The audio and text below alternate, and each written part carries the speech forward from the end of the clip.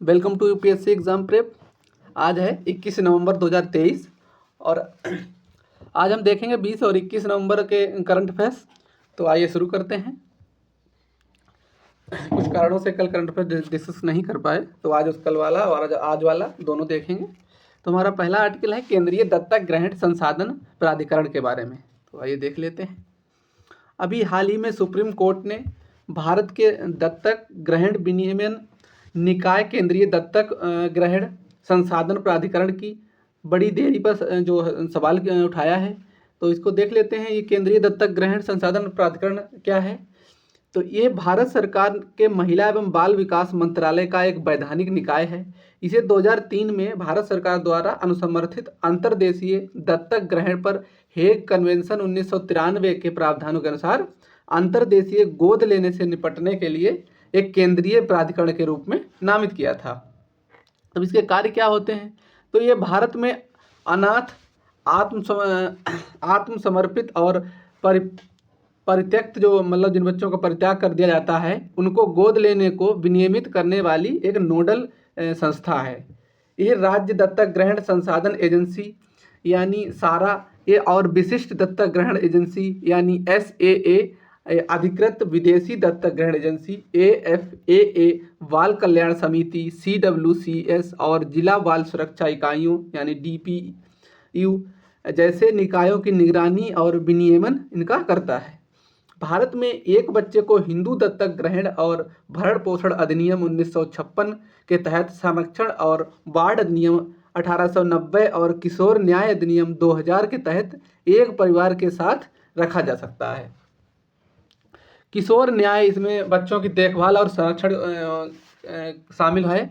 इस अधिनियम 2015 में इसके बाल देखभाल संस्थानों का अनिवार्य पंजीकरण और CRA से लिंक करने का प्रावधान किया गया है। अंतर्देशीय दत्तक ग्रहण पर हेग कन्वेंशन, तो ये क्या है? तो ये हेग कन्वेंशन इसमें भाग लेने वाले जो देशों के बीच गोद लेने में शामिल बच्चों और परिवारों के लिए सुरक्षा उपाय प्रदान करता है और बच्चों के अपहरण, बिक्री या तस्करी को रोकने के लिए भी काम करता है। इस अनुभाग में अंतर्देशीय गोद लेने में शामिल पेशेवरों के लिए कन्वेंशन के बारे में संसाधन शामिल है। इसके उद्देश्य क्या है? तो इसमें बच्चों और उनके परिवारों को अवैध या बिना तैयारी के अंतर्देशीय गोद लेने से बचाना और बच्चों के अपहरण, बिक्री, तस्करी को रोकने के लिए कार्य करना। और कन्वेंशन न्यूनतम मानक स्थापित करता है, लेकिन गोद लेने के एक समान कानून के रूप में काम करने का इरादा ये नहीं रखता है। हमारा अगला आर्टिकल है विश्व ऊर्जा रोजगार रिपोर्ट 2023 के बारे में। तो आइए देख लेते हैं। अभी हाल ही में इंटरनेशनल एनर्जी एसोसिएशन ने विश्व ऊर्जा रोजगार रिपोर्ट 2023 जारी की है। तो इसके मुख्य निष्कर्ष देख लेते हैं रिपोर्ट के। तो इसमें ऊर्जा क्षेत्र में वैश्विक रोजगार महामारी के पूर्व स्तर से 3.4 मिलियन बढ़कर अब 2022 में 67 मिलियन हो गया है। स्वच्छ ऊर्जा जैसे क्षेत्रों में इसी अवधि में वैश्विक स्तर पर 4.7 मिलियन नौकरियां जोड़ी और 35 मिलियन तक ये पहुंच गई हैं। 2020 में छटनी के बाद जीवाश्म ईंधन की नौकरियों में अधिक धीरे धीरे सुधार हुआ है और महामारी पूर्व रोजगार स्तर से लगभग 1.3 मिलियन नीचे यानी 32 मिलियन पर बनी हुई है। स्वच्छ ऊर्जा के साथ जीवाश्म ईंधन क्षेत्र में नौकरी की वृद्धि 2019 के पूर्व महामारी की तुलना में भारत में सकारात्मक रही है।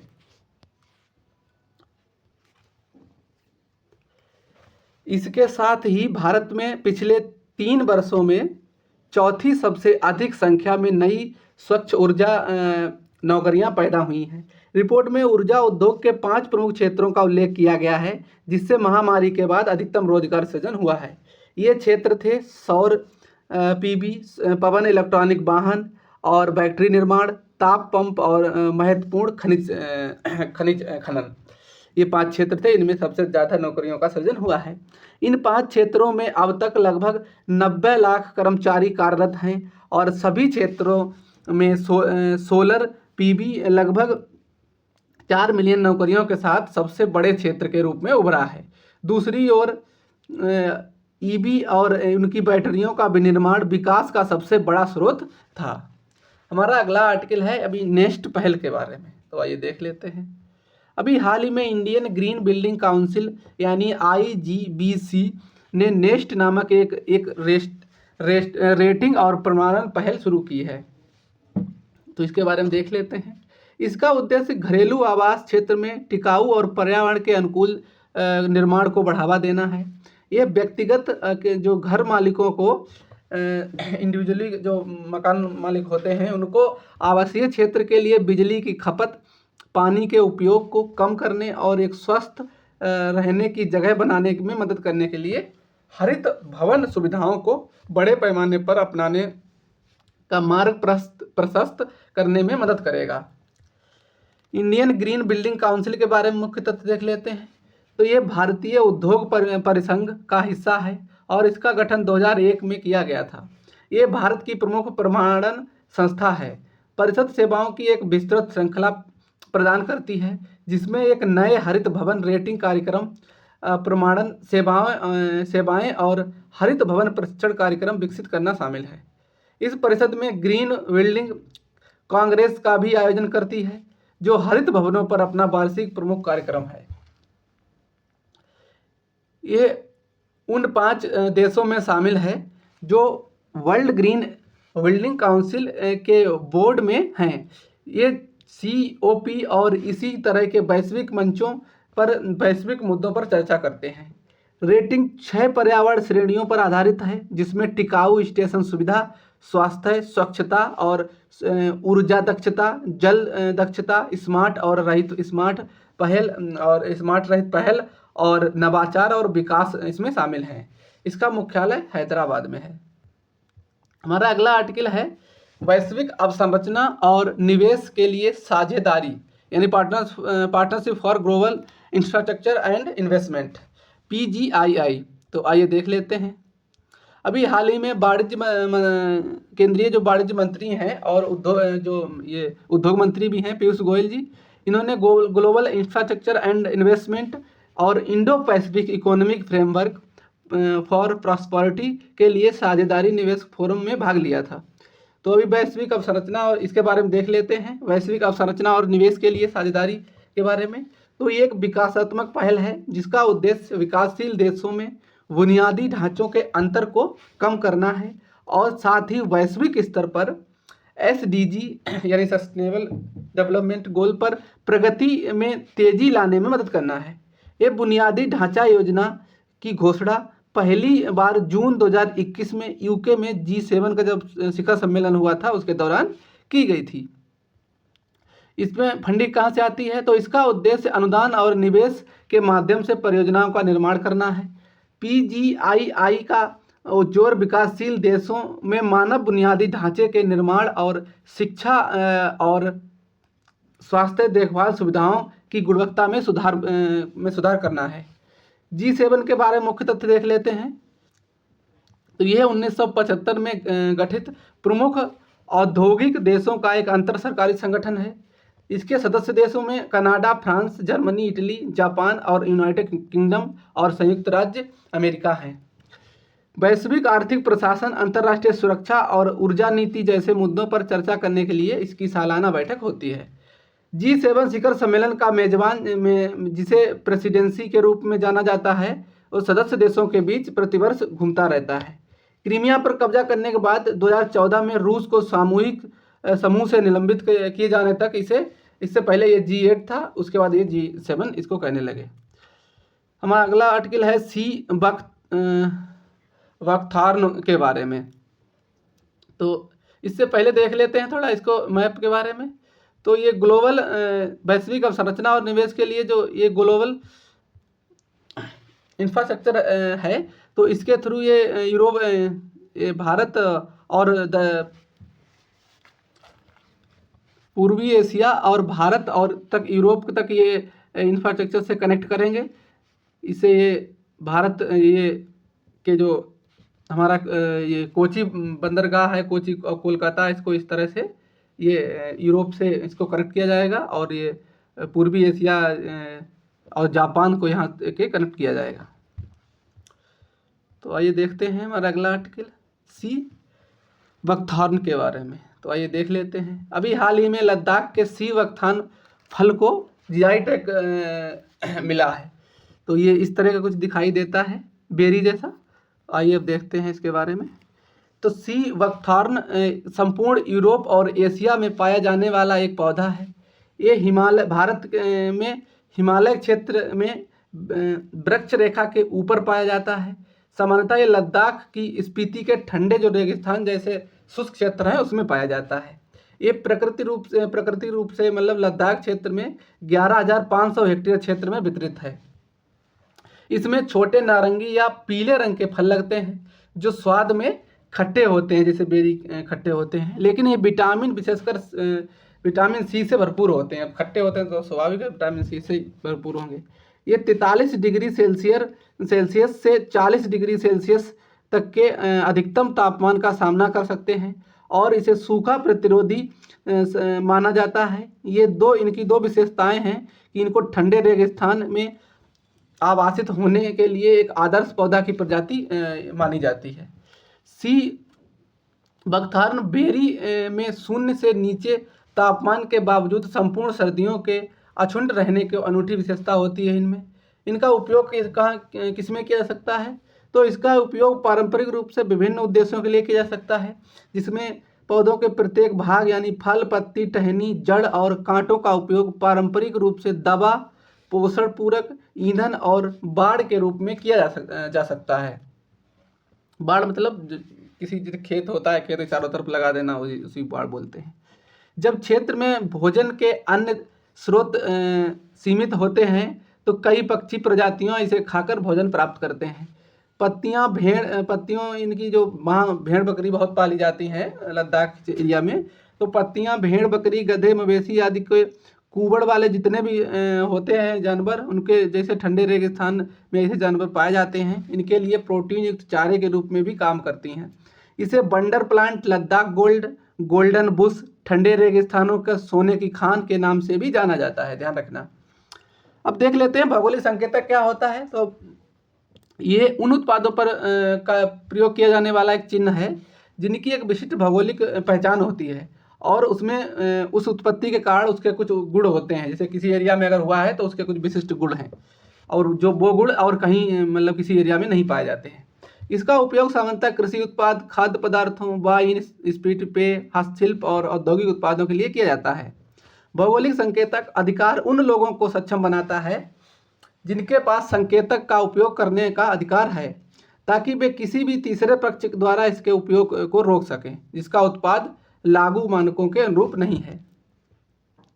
भौगोलिक संकेतकों को औद्योगिक संपत्ति के संरक्षण के लिए पेरिस कन्वेंशन के तहत बौद्धिक संपदा अधिकारों के तहत एक घटक के रूप में शामिल किया गया है। अंतर्राष्ट्रीय स्तर पर जीआई विश्व व्यापार संगठन के बौद्धिक संपदा अधिकारों के व्यापार संबंधित पहलुओं पर समझौता द्वारा शासित होता है। भारत में भौगोलिक संकेतक पंजीकरण को वस्तुओं के भौगोलिक संकेत यानी पंजीकरण और संरक्षण अधिनियम 1999 द्वारा प्रशासित किया जाता है। ये जीआई टैग 10 वर्षों के लिए वैध होता है, जिसके बाद इसे नवीनीकृत भी कराया जा सकता है। भारत में जीआई टैग पाने वाला पहला उत्पाद 2004-05 में इसको मिला था। दार्जिलिंग की चाय को 2004-05 में पहला जीआई टैग मिला था। अब ये भारत का पहला उत्पाद है जीआई टैग प्राप्त करने वाला। हमारा अगला आर्टिकल है वैश्विक प्रतिस्पर्धा सूचकांक के बारे में, वैश्विक प्रतिस्पर्धा सूचकांक के बारे में। तो आइए देख लेते हैं। अभी हाल ही में वैश्विक प्रतिस्पर्धा सूचकांक की आई नवीन रिपोर्ट में भारत 10 साल पूर्व के 83वें स्थान से तेजी से गिरकर 103वें स्थान पर आ गया है। तो ये निराशाजनक रिपोर्ट है। तो इसको देख लेते हैं वैश्विक प्रतिस्पर्धा सूचकांक के बारे में। तो ये मापता है कि देश कैसे प्रतिभा को विकसित और आकर्षित करते हैं और बनाए रखते हैं। ये बिजनेस स्कूलों की प्रतिष्ठित श्रृंखला इनसीड द्वारा प्रकाशित एक वैश्विक बेंचमार्किंग रिपोर्ट है। यह निर्णय निर्माताओं को वैश्विक प्रतिस्पर्धा की तस्वीर को समझने और उसकी अर्थव्यवस्थाओं को बढ़ावा देने के लिए रणनीति विकसित करने के लिए एक अनूठा संसाधन प्रदान करता है। यह सूचकांक दो उप सूचकांक का उपयोग करता है। इसमें इनपुट और आउटपुट देखे जाते हैं। इनपुट में विनियामक और व्यावसायिक वातावरण के साथ साथ जो प्रतिभा को बढ़ावा देने और उसे बनाए रखने के लिए जो कदम उठाए जाते हैं उनको ये मापता है। और आउटपुट में ये पक्ष की प्रतिभा की गुणवत्ता का मूल्यांकन करता है, मतलब अगर कोई प्रतिभाशाली है तो उसमें गुणवत्ता कैसी है उसको मापता है। तो ग्लोबल टैलेंट कॉम्पिटिटिव इंडेक्स ये 2023 की मुख्य विशेषताएं देख लेते हैं। तो इस रिपोर्ट के 10वें संस्करण में दुनिया भर के सभी आय समूह के 134 देशों को शामिल किया गया है।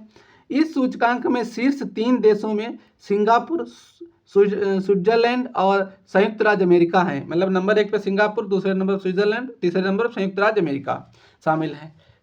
शेष शीर्ष 10 देशों में Denmark, Netherlands, Finland, Norway, Australia, Sweden और यूनाइटेड किंगडम शामिल हैं। भारत 103वें स्थान पर है, जो ब्रिक्स देशों में सबसे खराब स्थिति है।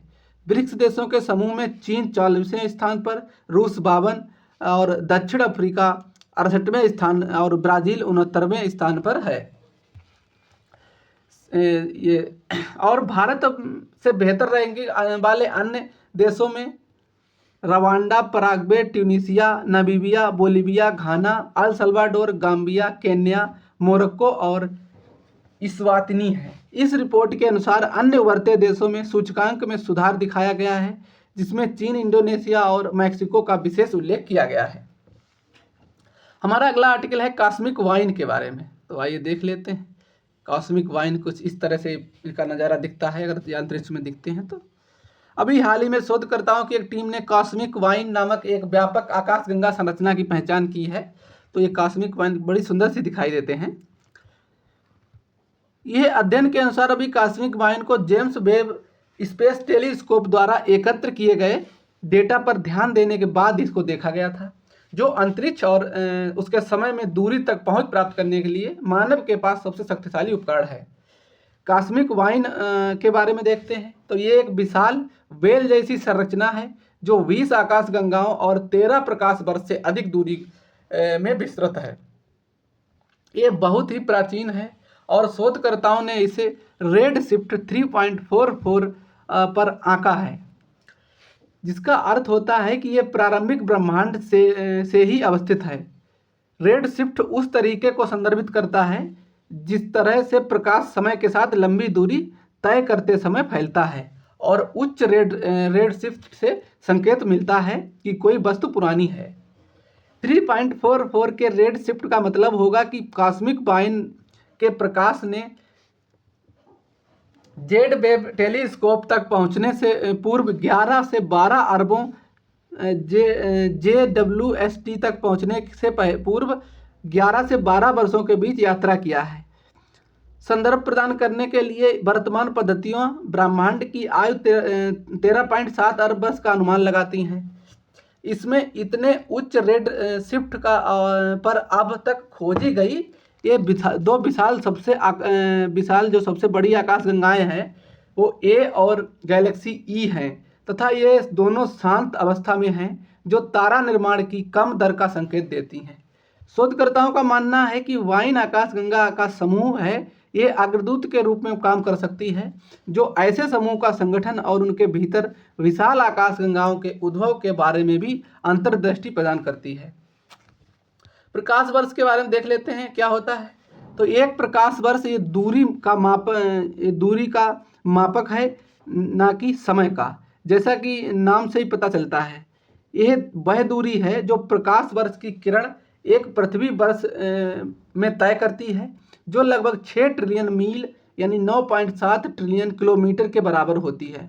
इसका उपयोग अंतरिक्ष की विशाल दूरियों को मापने के लिए किया जाता है। जो अंतरिक्ष में हम दूरी नापते हैं उसको प्रकाश वर्ष से ही हम नापते हैं। हमारा अगला आर्टिकल है नया पम्बन पुल के बारे में। तो इस कुछ ये बनेगा तो इस तरह से बन के तैयार होगा नया पम्बन पुल। अभी प्रधानमंत्री इसका उद्घाटन करने की संभावना जताई गई है। तो अभी देख लेते हैं नया पम्बन पुल के बारे में। तो ये भारत का पहला वर्टिकल शिफ्ट रेलवे पुल है। यह पम्बन द्वीप पर रामेश्वरम, जो तमिलनाडु में रामेश्वरम स्थित है, इसकी मुख्य भूमि पर मंडपम को जोड़ता है। इस पुल की लंबाई 2.078 किलोमीटर है और इसमें 18.3 मीटर लंबे गर्डरों के साथ 99 स्पैम होंगे। इसमें नौवहन अवधि 63 मीटर होगी।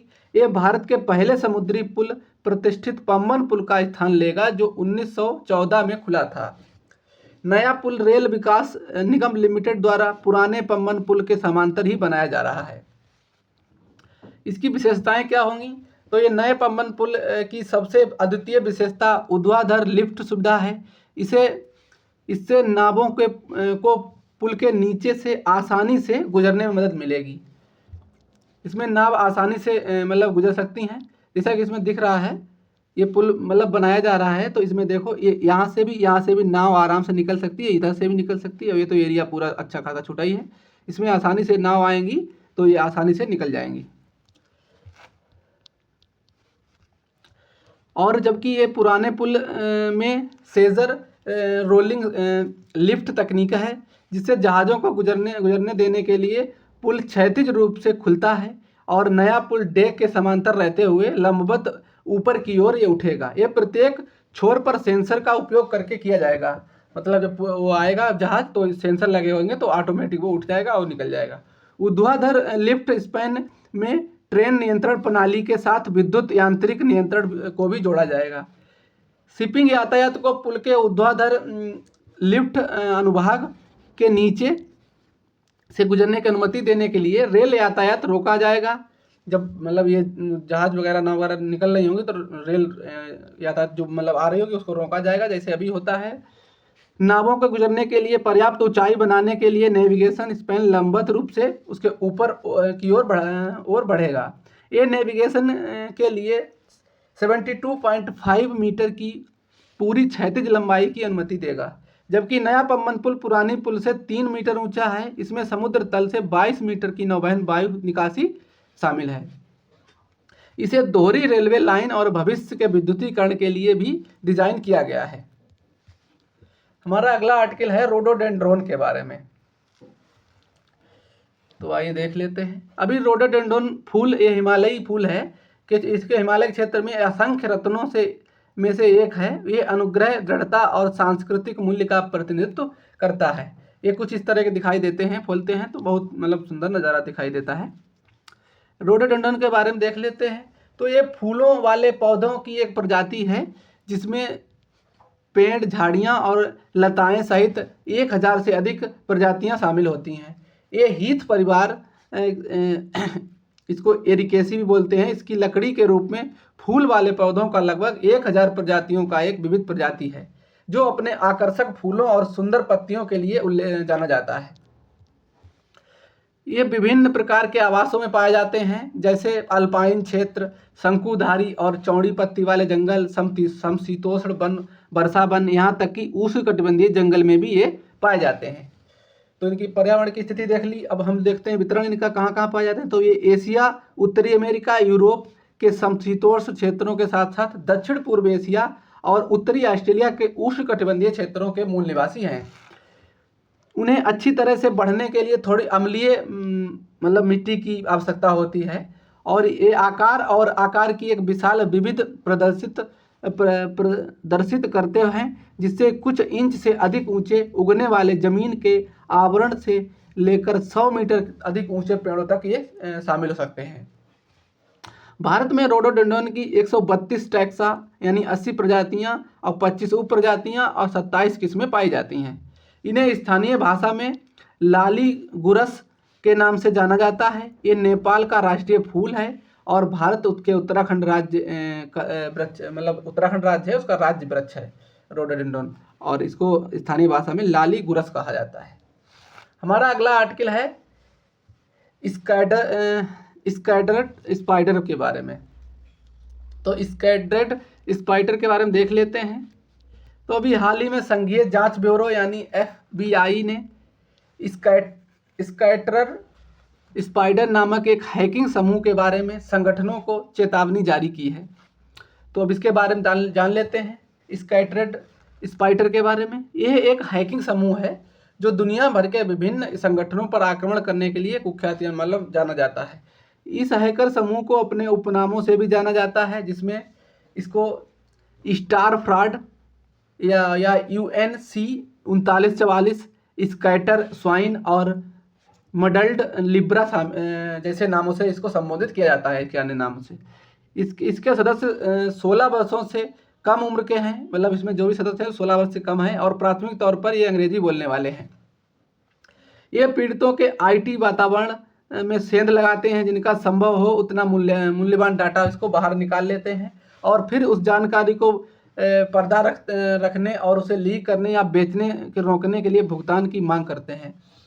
मतलब ये डाटा चुरा लेते हैं, उसके बाद में ये इसको किसी जो डार्क नेट होता है, डार्क नेट पर जाके बेचते हैं और जो जिसका डाटा हो तो उसको ब्लैकमेल करते हैं, पैसा मांगते हैं और ये किसी दूसरे को भी डाटा बेच लेते हैं उससे पैसा के बदले। उसकी कार्यप्रणाली इनकी कैसे ये कार्य करते हैं, तो ये पीड़ित संगठन के हेल्प डेस्क तक पहुंच दिलाने के लिए फर्जी प्रोफाइल का प्रतिरूपण का उपयोग करते हैं। हैकर्स किसी संगठन की प्रणाली तक पहुंच प्राप्त करने के बाद आंतरिक संचार चैनलों पर नज़र रखते हैं। ये ईमेल या बातचीत पर नज़र रखते हैं, जिससे पता चलता है कि उनके उल्लंघन का पता चला है या नहीं। अपराधी अक्सर घटना निवारण और प्रतिक्रिया कॉल और टेली कॉन्फ्रेंस में शामिल होते हैं। ये पहचानने की संभावना होती है कि सुरक्षा टीमें उनका शिकार कैसे कर रही हैं और पीड़ित की सुरक्षा के जवाब में घुसपैठ के नए रास्ते में सक्रिय रूप से ये विकसित करते हैं। इससे कैसे सुरक्षित रहें, मतलब इससे सावधान कैसे रह सकते हैं, अपना तो कुछ उपाय अपने कर सकते हैं। इसमें डेटा को ऑफलाइन बैकअप अपना बना के रखें। सभी खातों में पासवर्ड लॉगिन होना आवश्यक है। लंबे पासवर्ड का उपयोग करें, मतलब जैसे 1 2 3 और जैसे BIS और @ इस तरह से लंबे पासवर्ड का उपयोग करें जिसमें कम से कम 8 अक्षर हों और लंबाई 64 अक्षरों से अधिक ना हो। फिशिंग प्रतिरोधी बहुकारक पंजीकरण की आवश्यकता है। इसमें सभी ऑपरेटिंग सिस्टम सॉफ्टवेयर मेलवेयर को अपडेट रखें। इस ईमेल में हाइपरलिंक निष्क्रिय रखें। एक हाइपरलिंक ईमेल में ऑप्शन होता है, उसको निष्क्रिय रखें। सभी डेटा को इनक्रिप्टेड रखें। ये इसके बचने के कुछ उपाय किए जा सकते हैं। हमारा अगला आर्टिकल है ग्रीन वॉशिंग के बारे में। तो आइए देखते हैं ग्रीन वॉशिंग क्या है।